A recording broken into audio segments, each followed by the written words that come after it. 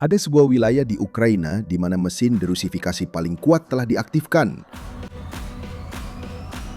Terkutuk tak terkira. Semua orang Rusia yang datang ke wilayah ini tahu ada sesuatu yang aneh di sini.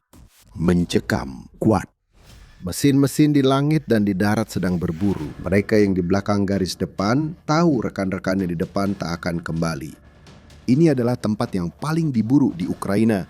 Selamat datang di neraka, antek Putin, tidak ada yang keluar hidup-hidup.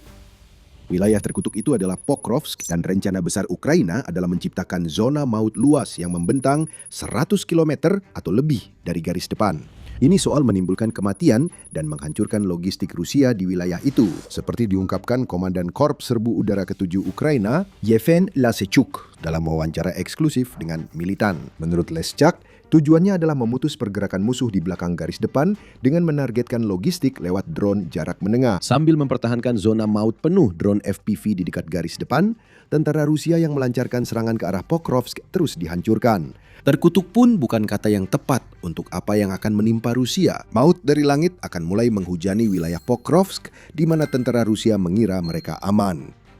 Lasechuk menyatakan penjajah berupaya mengubah Pokrovsk jadi pusat logistik untuk serangan lebih jauh ke Donetsk. Itulah sebabnya dilakukan penguncian logistik. Jika Anda memperhatikan apa yang Ukraina lakukan beberapa bulan terakhir, Anda tahu memperluas zona maut untuk menarget logistik bukan ide baru. Ukraina melakukan ini sejak mengembangkan drone jarak menengah baru yang dapat menyerang lebih dari 100 km dari garis depan. Ukraina bahkan telah meresmikan kampanye ini. Pada 27 Mei, Kementerian Pertahanan Ukraina mengumumkan pembentukan program blokade logistik mereka. Ukraina akan menginvestasikan lebih dari $110 juta untuk pengadaan drone serang jarak menengah bagi unit di garis depan.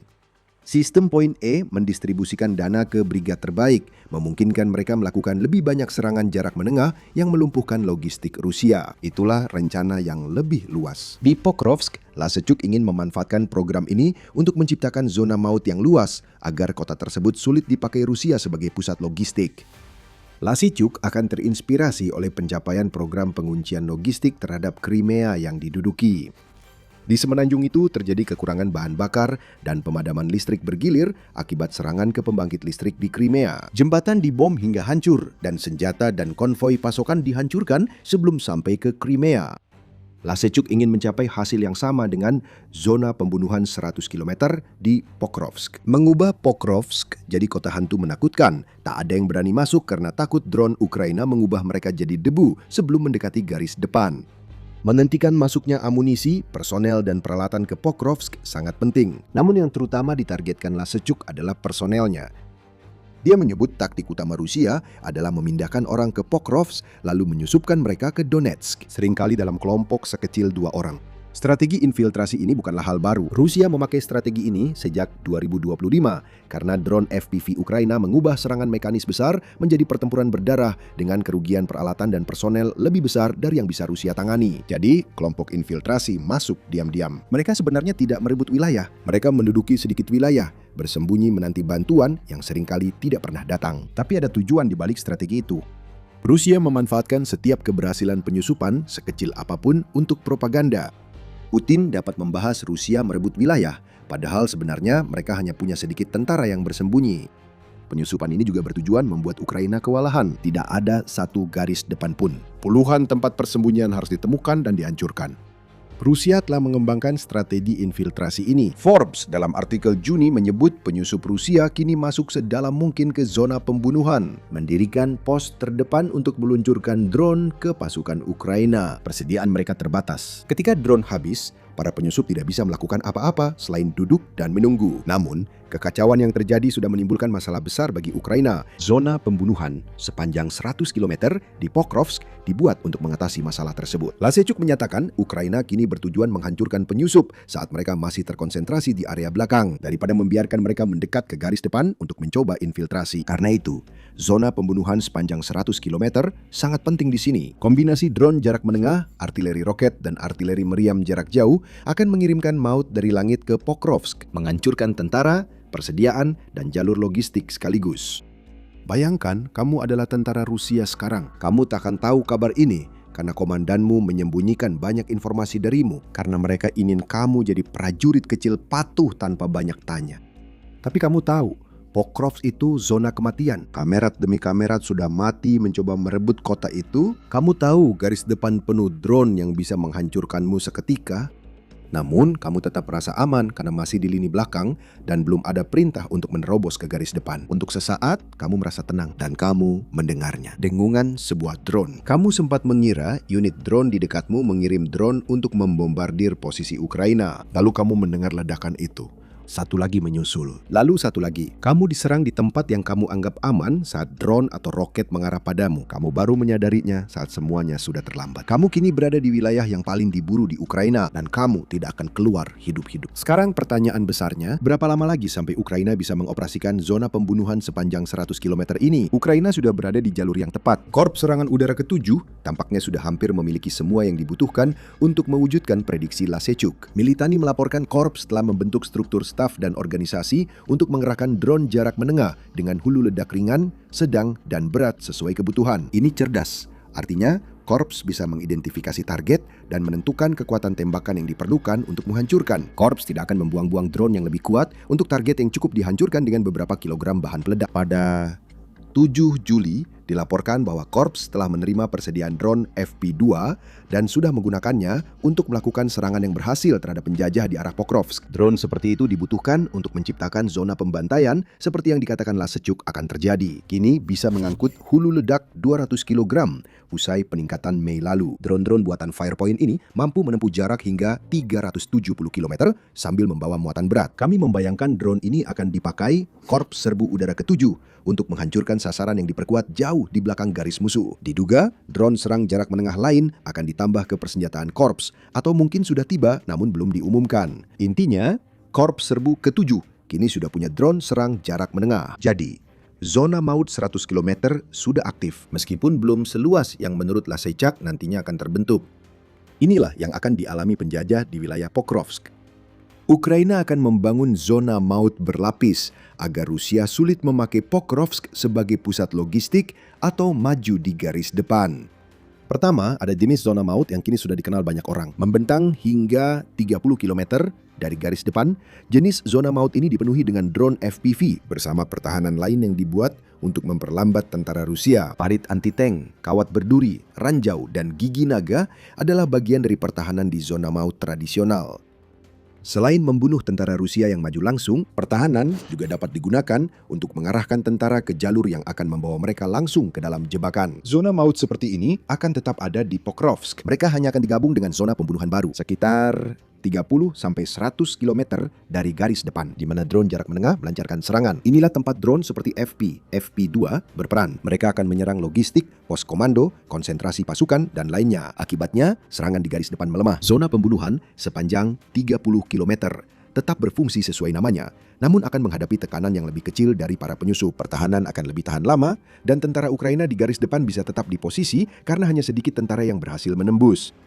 Bagi Rusia, zona pembunuhan yang diperluas ini berarti satu hal: korban dalam jumlah besar. Itu hal terakhir yang dibutuhkan Rusia di Pokrovsk atau wilayah Donetsk sekarang. Rusia kehilangan lebih dari 1.000 tentara setiap harinya dan seringkali lebih dari 1.500.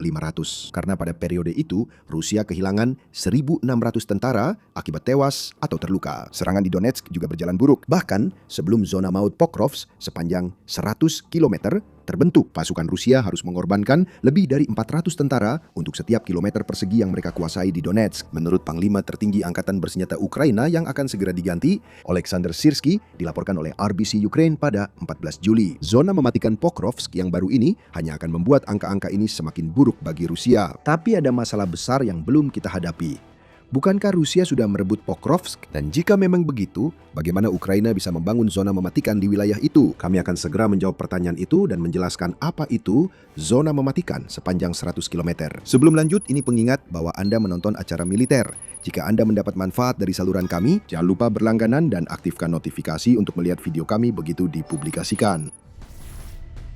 Jadi, Pokrovsk, Rusia mengklaim telah merebut kota itu dengan kata kunci mengklaim. Desember lalu, Rusia mengumumkan telah mengalahkan pertahanan Ukraina di Pokrovsk dan mengklaim kota itu. Klaim ini mencurigakan karena muncul bersamaan dengan putaran baru pembicaraan damai menjelang akhir 2025 dan dengan cepat menjadi jelas bahwa Rusia berbohong tentang Pokrovsk agar mereka memiliki keuntungan dalam pembicaraan tersebut. Tujuan utama Putin adalah mengklaim seluruh Donetsk dan bertindak seolah-olah sebuah kota kunci telah jatuh, akan memberinya amunisi untuk membual tentang bagaimana runtuhnya pertahanan Donetsk adalah sesuatu yang tak terhindarkan. Rusia belum menguasai Pokrovsk pada Desember. Bahkan, hingga baru-baru ini, pada 18 Mei, Ukraina masih mempertahankan posisi di bagian utara kota itu. Tetapi posisi-posisi itu perlahan mulai terisolasi. Situasi Ukraina di Pokrovsk memang tidak baik, khususnya jika membahas kota yang namanya jadi wilayah itu. Tapi memang itulah intinya. Pokrovsk tidak hanya merujuk pada kotanya saja. Itu merujuk pada seluruh wilayah yang masih harus ditembus Rusia untuk melanjutkan ambisinya di Donetsk. Pertempuran masih berkecamuk di Pokrovsk yang menjadi sasaran beberapa serangan paling intens yang dilancarkan Rusia di seluruh garis depan. Pada 20 Juli, Metz melaporkan bahwa Rusia telah memicu 186 bentrokan di garis depan selama 24 jam. Sebelumnya dengan 25 serangan terjadi di arah Pokrovsk. Itu lebih dari 1/8 semua serangan di garis depan terfokus pada satu wilayah saja. UNN mencatat jumlahnya sedikit lebih rendah, yaitu 22 serangan di arah Pokrovsk, meski mereka menyebut 3 pertempuran masih terjadi. Mereka juga melaporkan Rusia menyerang sejumlah permukiman di Pokrovsk, termasuk Toretska dan Miana dan Novopavlivka. Inti yang ingin kami sampaikan di sini adalah, meskipun kota Pokrovsk mungkin nyaris jatuh, wilayah secara keseluruhan masih merupakan zona perang dan Rusia tetap memakai trik yang sama di zona perang itu. Dalam laporan 18 Juli tentang kampanye Rusia, Institute for the Study of War (ISW) menyebut Rusia masih membesar-besarkan keberhasilan dan mengklaim merebut permukiman yang sebenarnya belum dikuasai, seperti yang mereka lakukan di Pokrovsk pada Desember 2025. Apa yang sebenarnya terjadi di Pokrovsk? Rusia mengalami kemajuan yang sangat lambat dan melelahkan saat mencoba menembus wilayah itu untuk menuju Dobropelia. Wilayah itu akan menjadi pintu gerbang ke kota-kota di sabuk pertahanan, yakni Sloviansk dan Kramatorsk, yang terletak sekitar 50 km di utara. Untuk mencegah hal ini, zona mematikan sepanjang 100 km sangat penting. Pokrovsk kini jadi medan yang sangat berat, di mana pasukan Rusia hampir tidak bisa maju dan hanya bisa melakukannya dengan kerugian besar. Zona tembak yang diperluas di Pokrovsk membuat Ukraina bisa makin memperlambat kemajuan ini, memberi waktu tambahan untuk memperkuat garis benteng yang sudah kuat. Anda mungkin melihat peluang serangan balasan di Pokrovsk karena lini belakang Rusia melemah akibat penggunaan drone jarak menengah di wilayah itu. Kami tak bilang Ukraina bisa merebut kembali kota itu, tapi mereka bisa membebaskan beberapa wilayah yang bisa mereka perkuat dan gunakan untuk memperluas zona tembak lebih jauh lagi. Ukraina juga harus mempertimbangkan hal lain. Dalam laporan tanggal 6 Juli, New Voice of Ukraine mengatakan bahwa rencana utama Rusia untuk Pokrovsk adalah mengubahnya menjadi pusat komando dan logistik bagi kelompok tentaranya yang berada lebih ke utara. Sekali lagi, garis benteng disebutkan, khususnya kota Kramatorsk dan Sloviansk. Untuk mewujudkan hal ini, seorang sumber dari Korps Serbu Udara ke-7 mengatakan kepada media, yang paling banyak dilakukan Rusia adalah mencoba menarik sebanyak mungkin pasukan dan sumber daya ke Pokrovsk di tengah melambatnya serangan saat itu. Perwira itu melanjutkan, musuh ingin menempatkan markas komando kelompok pasukannya di Pokrovsk. Dalam arti tertentu, itu terlihat logis. Jika Anda melihat lebih ke barat, tidak ada kota besar di sana. Dan berikutnya, sudah Pavlivka. Membiarkan Rusia membangun pusat ini adalah kabar buruk bagi Ukraina. Namun saat pengumpulan pasukan di Pokrovsk, Ukraina melihat peluang muncul. Pokrovsk adalah sebuah kota yang relatif kecil. Pasukan di sana tidak punya banyak tempat untuk pergi, terutama karena sebagian besar kota sekarang menjadi puing-puing. Itu menjadikan mereka sasaran mudah kampanye serangan jarak menengah dengan perluasan zona bunuh Pokrovsk hingga 100 km. Ukraina dapat memanfaatkan bahwa Pokrovsk adalah satu-satunya kota dalam radius berkilometer-kilometer yang dapat digunakan Rusia sebagai pusat untuk masuk lebih jauh ke Donetsk. Keuntungan logistik yang selama ini membuat Pokrovsk menjadi kota yang berharga, kini berubah menjadi beban bagi Rusia. Ukraina mungkin merasa bisa memakai strategi ini untuk membebaskan Pokrovsk di masa depan. Namun, zona bunuh 100 km itu belum difokuskan untuk derusifikasi, setidaknya untuk saat ini. Sebaliknya, ini semua tentang melindungi sisa wilayah Donetsk dari apa yang sedang coba dicapai oleh Rusia. Meskipun laju kemajuan yang sangat lambat dan angka korban yang gila, Putin tidak akan berhenti berusaha untuk merebut Donetsk. Ia percaya bahwa Rusia sedang menang di wilayah tersebut, seperti yang ditunjukkan oleh klaimnya pada 4 Juni bahwa wilayah yang dikuasai Ukraina di Donetsk telah turun dari 25% menjadi 15%. Ini berlebihan dan didasarkan pada klaim palsu soal penaklukan permukiman serta kecenderungan Rusia bertindak seolah telah menguasai wilayah begitu satuan infiltrasi masuk. Selama Putin yakin Rusia menang di Donetsk, negosiasi damai tidak akan terjadi. Bloomberg melaporkan hal ini pada 22 Juli, mengklaim bahwa 2 orang yang dekat dengan Kremlin mengatakan kepada media tersebut bahwa Putin tidak berniat untuk kembali ke meja perundingan damai sampai Donetsk berada di bawah kendali Rusia. Dengan pengetahuan itu, tugas Ukraina sederhana. Jangan biarkan Rusia kuasai Donetsk. Cara terbaik untuk melakukan itu adalah dengan membuat zona mematikan yang sangat luas, sehingga biaya untuk merebut Donetsk menjadi terlalu berat bagi Rusia untuk ditanggung. Itulah inti dari zona mematikan sepanjang 100 km di Pokrovsk. Ukraina belum fokus membebaskan wilayah, itu bisa dilakukan nanti. Mereka ingin melemahkan Rusia agar Rusia membayar dengan darah tentaranya dan minyak mesin untuk setiap kilometer maju. Kita mungkin mulai melihat dampak zona mematikan baru ini. Di sektor Sloviansk, Dobropelia, dan Konstantinivka di wilayah Donetsk, Rusia hanya berhasil maju 17,33 km persegi dalam sepekan menjelang 20 Juli. Sebelumnya, berhasil 26,7 km persegi di minggu lalu. Itulah yang ingin dilihat Ukraina, perlambatan di area yang seharusnya didukung pusat logistik Pokrovsk. Dengan makin banyak drone jarak menengah beroperasi dan kekacauan terjadi di Pokrovsk, perlambatan ini akan jadi kebuntuan. Tentara Rusia tewas di garis depan dan di Pokrovsk. Pokrovsk sekarang akan menjadi tempat perburuan bagi drone-drone Ukraina. Drone FPV dan drone jarak menengah bersatu dalam strategi berlapis yang akan membuat tempat yang seharusnya menjadi lokasi kemenangan palsu terbesar Rusia tahun 2025 berubah menjadi zona terkutuk bagi tentara Putin manapun. Siapa tahu kita bisa melihat Ukraina menghancurkan target besar di Pokrovsk, sama seperti yang telah mereka lakukan di tempat lain di Donetsk. Sekitar seminggu sebelum Lasechuk membuat pengumuman besarnya, Ukraina meluncurkan operasi neraka, menghancurkan target tersembunyi di Donetsk yang merupakan bagian jaringan logistik Rusia. Jika Anda ingin tahu apa yang terjadi, maka tonton video kami. Kami membahas operasi neraka dan memberi wawasan tentang serangan yang bisa segera menjadi hal yang biasa di Pokrovsk. Jika Anda suka video ini, jangan lupa berlangganan acara militer untuk video harian tentang perkembangan terbaru di Ukraina. Dan terima kasih seperti biasa telah menonton.